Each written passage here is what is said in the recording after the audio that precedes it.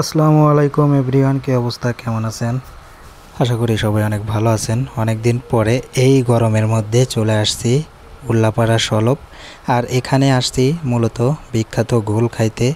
আর এখানকার ঘোল আমার কাছে খুবই প্রিয়, খুবই মজা লাগে। তাই আমার ওয়াইফকে নিয়ে চলে আসছি, আমার ছেলেকে নিয়েও চলে আসছি। অনেক দিনের ইচ্ছা যে এই গরমের মধ্যে অবশ্যই সলপের ঘোল খেতে হবে। আর এই গরমের তৃষ্ণা মিটাইতে হবে সলপের ঘোল খেয়ে। এখানে আসার পরে আমার ছেলে তো মহা খুশি, কারণ আমার ছেলে এরকম জায়গায় আগে কখনো যায় নাই, যার কারণে আজকে এখানে এসে অনেক খুশি।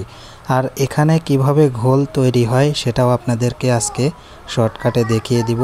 তো প্রথমে আমরা সলপের দই ঘরের ভিতরে ঢুকে গেলাম। ঢোকার পরে একটা চেয়ারে আমরা বসে নিয়ে যাচ্ছি। এখানে বসেই মূলত আমরা ঘোল খাবো। আর আমার ছেলে কিন্তু দেখেন আগেই বসে পড়ছে।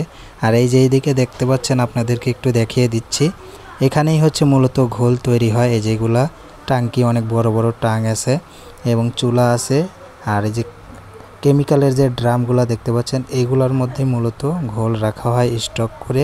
আর এই যে পিছনে দেখতে পাচ্ছেন অনেক শ্রমিক কিন্তু তারা কাজ করতেছে ঘোল বানানোর কাজে।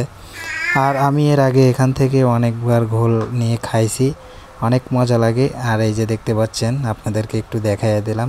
তো এবারের পালা হচ্ছে আমরা এখন ঘোল খাবো, সেই জন্য এখানে বসছি। আমার ওয়াইফ তো অনেক এক্সাইটেড, কিন্তু ওর একটা সমস্যা, ও হচ্ছে এই ধরনের কোনো কিছু খায় না। আমি শুধু পছন্দ করি, আমার ছেলে পছন্দ করে। তো আমরা ঘোলের অর্ডার দিয়ে দিছি অলরেডি, আমাদেরকে এখন ঘোল দিবে। আর বসে বসে আপনাদের সাথে একটু ক্যামেরাবন্দি করে দেখাচ্ছি এদিক সেদিক করে।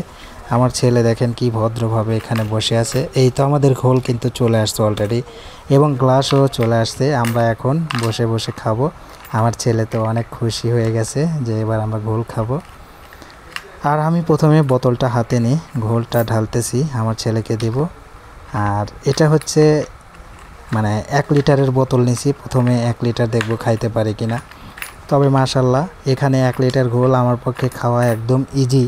আমি খুব সুন্দরভাবে খাইতে পারছি। আমার ছেলে অল্প একটু খাইছে, আর আমি কিন্তু পুরোটা খেয়ে ফেলছি। আপনাদের ভাবি কিন্তু একটুও খায় নাই।